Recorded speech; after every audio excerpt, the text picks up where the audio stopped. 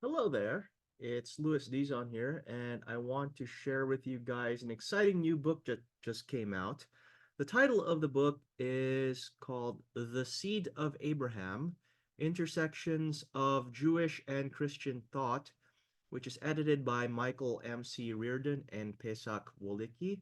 So, as you can see from the title, it's a book on Christianity and Judaism and how the two relate to each other at a theological level. So I just want to read you guys the description of what the book is about. So you can also read it on the Whip and Stock website. So it says, the inspiration for this volume emerged from years of friendship, dialogue, and collaboration between a Jewish rabbi and Christian professor. Historically, Jewish-Christian relations has been a fraught sphere of inquiry.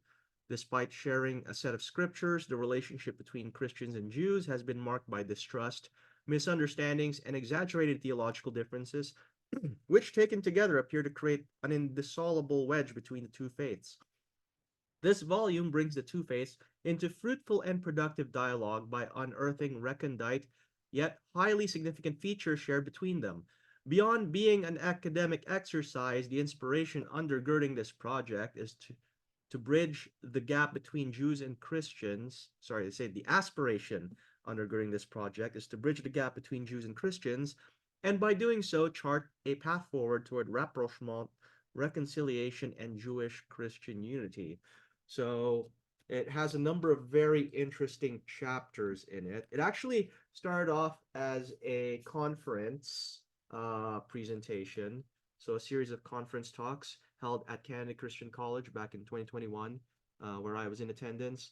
So it has such great contributions as a chapter on Gentile and Jewish history from Romans 11 by Ephraim Radner, who was one of my former professors at Wycliffe College, as well as You Are God's Deification in Christianity and Judaism by Michael Reardon, an old classmate from there, who is also now the academic dean at Canada Christian College.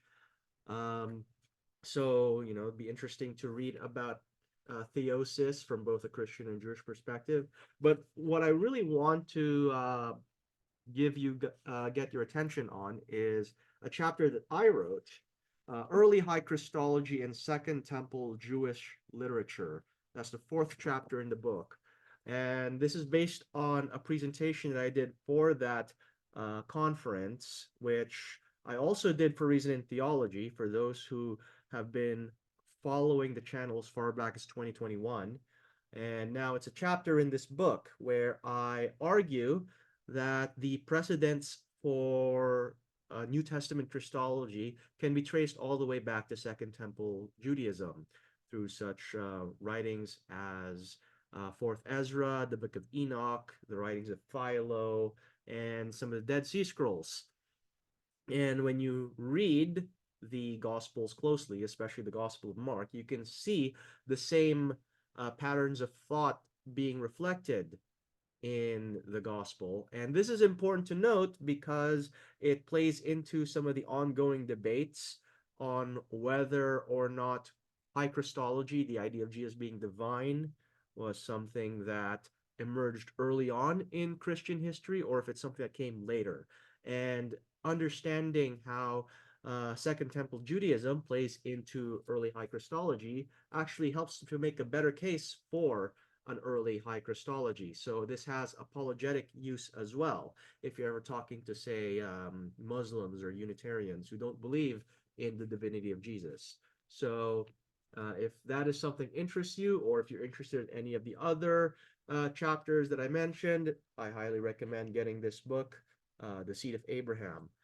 You can get it from the Whip and Stock website or wherever books are sold, such as Amazon.